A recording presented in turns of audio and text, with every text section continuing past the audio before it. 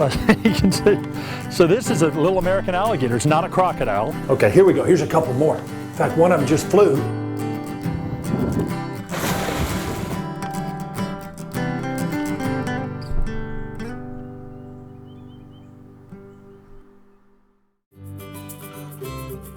In order to protect our habitats, it's important to do the baseline ecological research on the plants and animals in them. Now, there's a variety of institutions that are doing ecological research in the area. Let's take a look at some of these scientists and some of the work they're doing.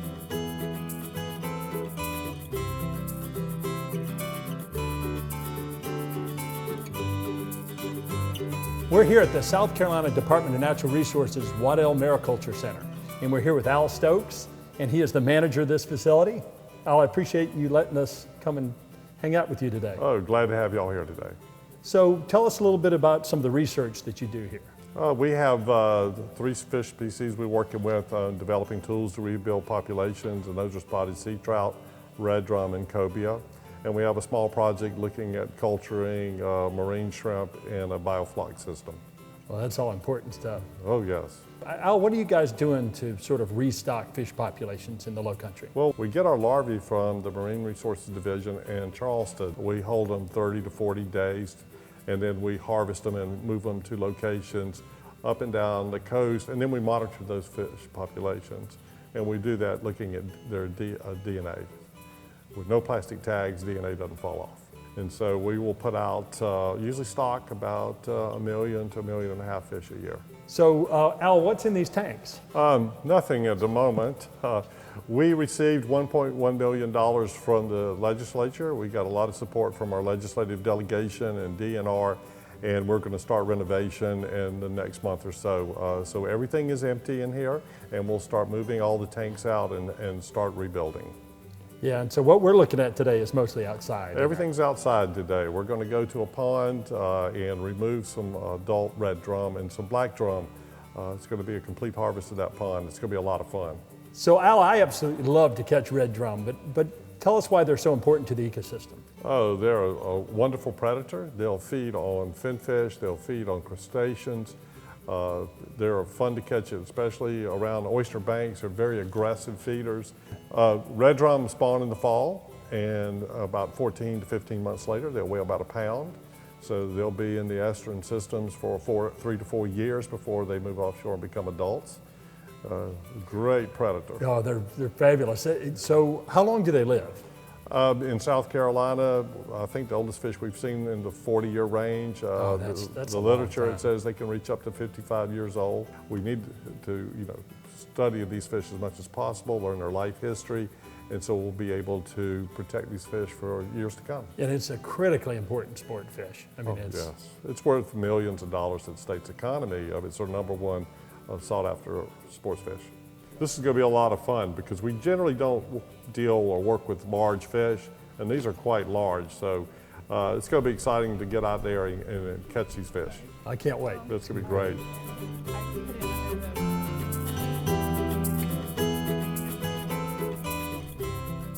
Now this is part of a much bigger study that involves colonization of a saltwater impoundment or pond.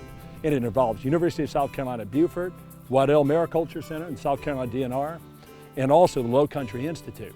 And USCB has looked at what zooplankton and crabs and small fish have come in the pond to get it ready. So here's our fearless team from University of South Carolina Beaufort, and we thought it'd be good to take sort of a before picture because I think these guys are going to look quite different after this process.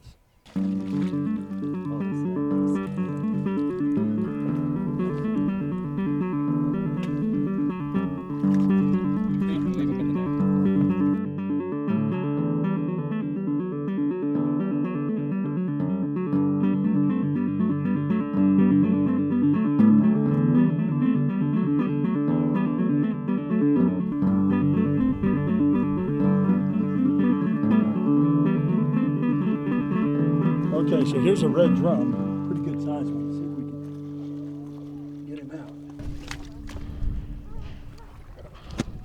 So what a magnificent fish. We want to get this one right in the tank as quick as we can. But you see where they get the redfish name, beautiful, kind of a, sometimes a red, but more often kind of a gold or silver color. So let's get this guy up into the tank.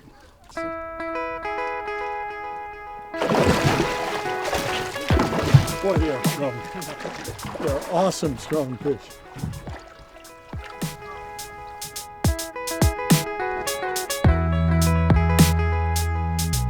This is a black drum. It's got kind of an interior mouth. He's a place to feed on crustaceans, so he stays near the bottom. They can stay in deep water, shallow water.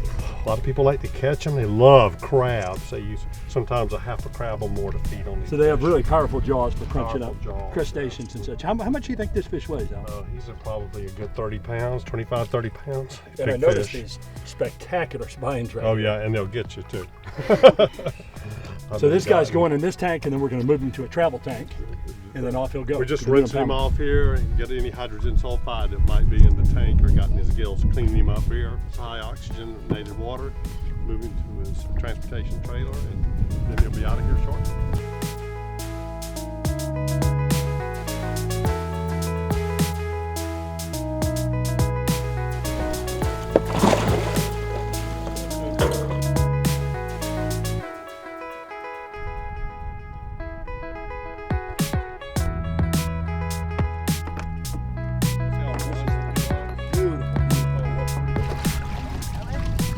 Set him in the edge and then don't Set him go in all the over edge. there. There you go. Oh my gosh, look at how pretty this fish is. Nice spot on the Beautiful tail. red gold color and that great spot. Yeah, pretty. Boy, Look this how is white. Look how white the bottom of the fish. And this is an absolute favorite sport fish. yeah. You know, this is. Yes, this is what people really go after. What a beautiful, understand what why. a beautiful fish. Good job catching that, guys.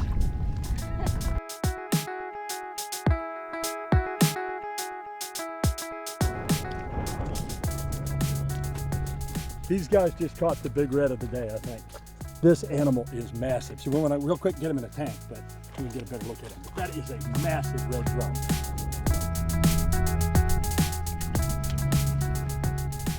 And look at this animal. This is one of the biggest red drum I've ever seen. And that is, we want to get him, let's go ahead and get him right in the tank. It looks like, boy, that's a big fish. How much do you think this weighs? Ooh, I'd say at least 50 or 60 pounds. That is a big red drum. Let's see if we can, we've got him rinsed off, now we can get him to the main tank. Oh, that water's nice and cold. Boy, that is a beautiful fish.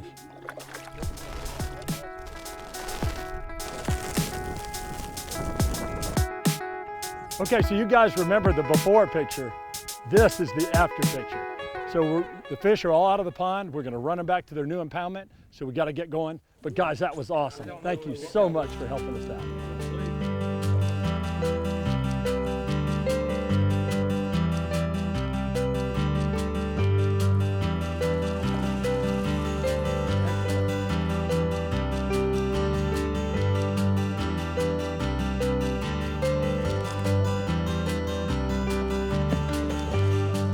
So we just released some beautiful red drum, and Claire Thompson, a student from University of South Carolina, Beaufort, has been doing research here to see if this is a good place for these fish to go, right? Yes. We've been taking water samples, which will count the number of phytoplankton in the water, which they're the bottom of the food chain. So minnows will eat those, which we're about to check to see how many we have here. And then the larger fish will eat those, and so on and so forth. Oh wow, looks like a bunch of mud minnows, huh? Well, this is a great example of research collaborations. We got Wadden Mariculture Center, we got University of South Carolina, Beaufort, we got Low Country Institute. This is a good deal.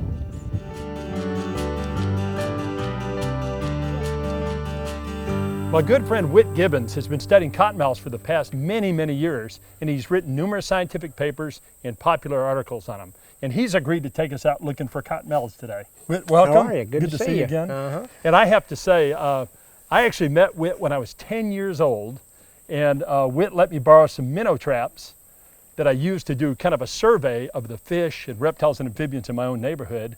And I ended up working for Whit for 21 years at the Savannah River Ecology Lab. So we've had some great field adventures together, haven't we? We sure have. So tell me, what are we up to today? Well, I think today what we're going to do is test the test cottonmouths. In other words, we're going to show that, I hope we will show that when you approach a cottonmouth just out in the wild, and stand next to it, that they do not, they have a very bad reputation. They do. People think they're just horrible. Right, and that's because they open their mouth, give a threat display, but they're just saying, leave me alone. I'm wearing what I'm hoping what are snake-proof boots, and we'll walk up to the cottonmouth, stand next to it. I'd like to point out I'm wearing kind of flimsy rubber boots. Yeah, you are. Yeah, you can try it too for the small ones, maybe, huh? What do you think? We'll stick. You can do the stepping on. Yeah, and then I would nudge the cottonmouth and have it start crawling away, and then I would step gently, don't want to hurt it, but just enough to hold it down, stand on its back. And then the third thing, this is the fun part, is then we let that one go and then we catch it. We catch it with the hand. This is I might add, the same mechanical hand that we used a long time Yes, ago. it is. It's the I don't same think one. it's changed much, but Yeah, and this won't hurt the snake, but it does. No, it doesn't hurt it. It's very soft. Well, it's a leather glove, and you just grab the snake. I like the watch. I think that's a nice Yeah, touch. the time hasn't changed, actually. Even then, only about 1 out of 4 or 5 will even bite, even when picked up. But what it shows is that's why a lot of cottonmouth bites are to the hand, because people, for whatever reason, I don't know, pick them up. Well, the overwhelming majority of people that are bitten by venomous snakes are either trying to kill it or catch it or something. That's right, or do something they don't need to Generally, be doing. if we leave them alone, they leave us alone. Yeah, right, for sure. exactly right. Well, this is my kind of trip. This can be fun. Yeah, it'll be fun. Let's see what we can find. Tony, I think some of these pools like this around the edges might be good, don't you think?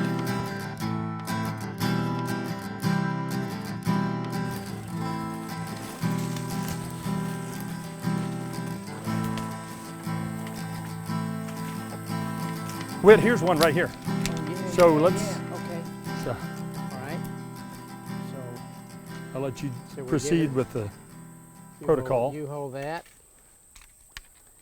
Oops, oops. Don't go away. Sometimes they try to get away. That's one of the most common things they do, is they try to get away. Yeah, it's a So you little, can't really- little different than what most people say.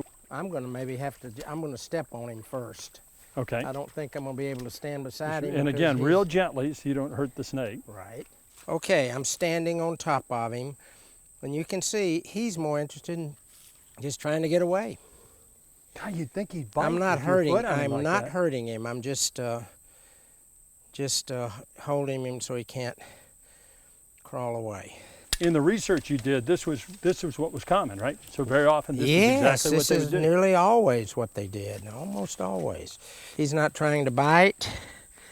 Now this is not to say that if you stepped on a cottonmouth, there might be an occasion, once in a while, that one would turn around and Right. bite, but most of the time they would not. Okay, then our next step was to pick them up by hand, like somebody might decide to do for some unknown reason. But this is where, and even here, look at that. It's not biting at all. That's just. He just wants to get away. I'm just glancing at the snake. It looks like it's a female. I'm going by the tail. Uh-huh. Yeah, It's getting closer and closer. trying to get, At eye level, it's a little more intimidating, isn't it? But it looks like it's a female. And boy, it is not eliciting any kind of aggression at all. Not no, showing any aggression no. at all. Look at that. Boy, look at the head on this thing. Big viper head, pit viper head. Yeah, look at that. This is pretty typical coloration, isn't it? Absolutely. Yeah, for some of the big ones get black, as you know, but some of the big ones stay this kind of olive color with banding. And again, not a banded water snake. Huge wedge-shaped head and just a thick head too. You know, they're really very different than the water snakes are. So Whit, what is the reality on cottonmouths? I mean, they have this horrible reputation. Of course, this is a probability situation, but most of them are they're not gonna attack you.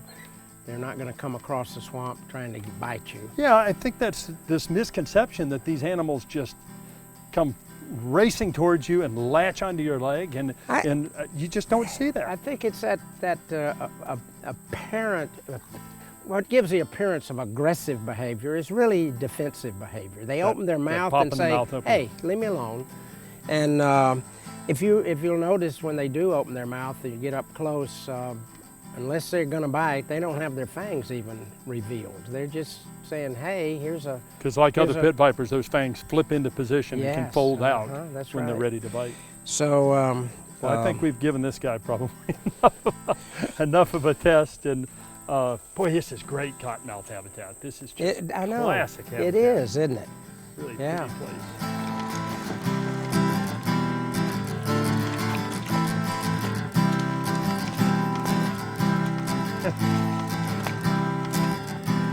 Oh, right here. Don't. Wow, this one's really running, isn't it? Yeah, he's trying to get away. Come here, Nick.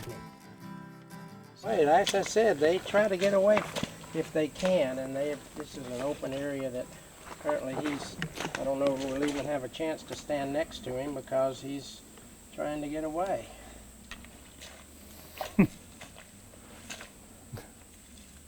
A little less of a pattern on this one. So even standing next to him, I mean, he certainly has an opportunity to bite if he wants to. And you are sure those snake boots are snake bite proof, correct? I hope so. I really do. You want to try stepping on this one lightly and see? Ooh. Okay, well that one elicited a strike. Yeah, but we've been pestering him. Ooh. I'd like to see, I'd like to see that that gaping behavior. We notice the tail rattling too. Yeah, so tail's a rattling. lot of snakes And actually you do can that. smell him too. You can tell this by his posture that he's ready to strike now. He's Well, and ready to again, we've kind of surrounded See him. how he's swelling up? Look at his body. And he's probably out here because they eat fish, little fish or big fish. This one could eat a bigger fish. Frogs, other snakes. They're very, very, really cannibalistic. They'll eat other I remember you and cottonmouths. I, when we found a roadkill red-bellied water That's snake. right, we did. And we left it there and we were on our way back to get it And on the way came back. and the cottonmouth was out eating it. Right, It was did. swallowing it dead. Remember, it was all It was- rotten. It was a roadkill. Yeah, sure was. That's absolutely So incredible. they will eat roadkills, they'll eat mammals, they'll eat birds, they eat other snakes. And there's even a population of these, right, that feeds largely on disgorged fish at a bird Yeah, rookery, right? in Florida, yeah, Seahorse Key, sure enough. I think you and I both would tell people, Tony, people should not mess with these animals. They're very dangerous. They're pretty docile most of the time. They obviously, once you pester them, they can... Well, they're like a lot of things. They Yeah. are good at protecting themselves if they need to.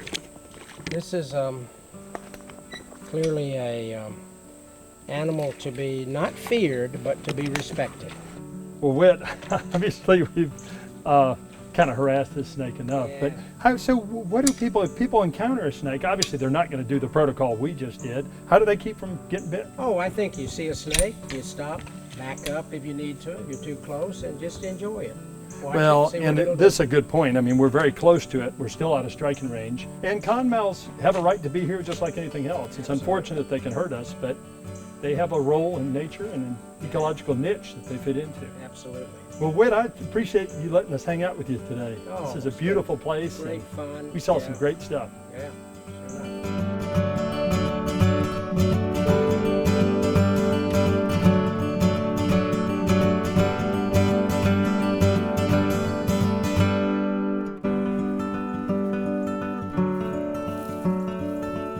Trying to get away from people. See what we can find down here.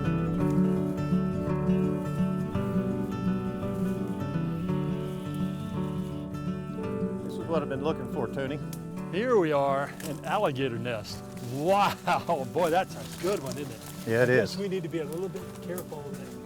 Mom should be somewhere nearby, right? Yeah, what they'll do is they'll come out and walk over this nest, and when they hear the young vocalize, they'll go ahead and open it up and let the young out. Looks like a dinosaur nest. She's an older female. She's been nesting in here for a long time. Well, I mean, we obviously don't want to hurt the eggs of the hatchlings, but can we kind of carefully go through here and make sure there are eggs in it? Yeah, we can check this. This late in incubation is not going to do any harm. Tom, I noticed there's a pretty good path right there. Yeah, I was So- planning on you being in this path and me on the other side. Yeah, let's keep Tom right in. Be sure you let me know if she. I'll let you know if I hear any hissing. show me the best way to do this. So you think, Yeah, the eggs are usually in the top third, okay, and I'm going to be and really, usually really right careful. pretty much in the center. I just felt an egg. I'm pretty sure. I'm going to keep it in the same position. When they it's in. first lay the eggs, Tony, it's real leathery like you'd expect of a reptilian egg. But when you get this one out, you realize that it's almost crystalline. Like Oh yeah, they feel like a chicken egg. They really do. I'm going to keep it in the same position, and there we go. Yep. Boy, feels like the surface of the egg is starting to almost crack up a little bit. Yeah, when they started incubating these in captivity, they washed them off, and they found they wouldn't hatch. So all that growth on there gets into the cracks of the egg and actually starts to break it open. So it makes it easier for So hatchlings that probably to get means these are on their way. You're pretty quick, Yeah, right? yeah, these are got to be close to hatching. And obviously we're not going to pull this. We're not going to pull this whole nest open, but just ballpark. How many eggs are in here? On average, 44. Wow, ballpark. So 44 eggs, and what's the most you've ever heard of? Oh, I think they found nests that had 70 eggs in them. Wow, and then as few as 20 or Yeah. something like that. Tony, these are probably less than a week from hatching. Oh, it just chirped. Oh my, Yep. this egg is actually chirping. Oh my gosh, it's almost hatching in my hands. Yep. Which is which is a little bit exciting. Oh, how cool is that? So that means these are, Yeah, So- they're days away from hatching. so what they'll do is use, like you said, that egg tooth, slice through this, and then how long do they stay? I mean, how long does it take, the hatching process? How long does it take? Well, it's usually 65 days or a little bit more of incubation, and then over a period of a couple of days, the clutch will come out. Anyway, so I'm gonna put this back in, and then we're just gonna cover them back up. And it sounds like we better move on out of here. And of course, the fact that the female stays around the nest provides protection for the nest. And a good mom like this one, who's real experienced, will protect this nest, and then she'll protect the young even after they hatch for Right. probably the first 2 years. So I think we need to get out of here now, but what I want to do is come back to this nest in a week or so, maybe? Yeah, I think these hatchlings will probably be out in about less than a week. Oh man, this is really cool. All right, let's see if we can find our way out of here.